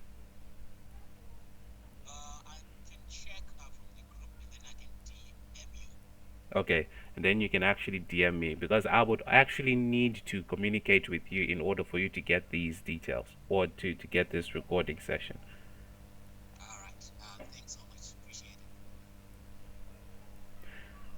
All right, so if there is no more questions or clarifications, guess we can actually draw this class session to a close. I know that we had multiple guests today in our class today. So guys, the class is still open. Just get to know that yes, there will be some catch-up sessions that will be done because the other individuals who have actually done a little bit of configurations, but we can actually get to do catch-up lessons either during the week or even on the Saturdays. So if you still want to enroll with the class, please do get in touch with Mr. F or me myself, and then we can actually get to plan out how you can actually get to enroll and everything else.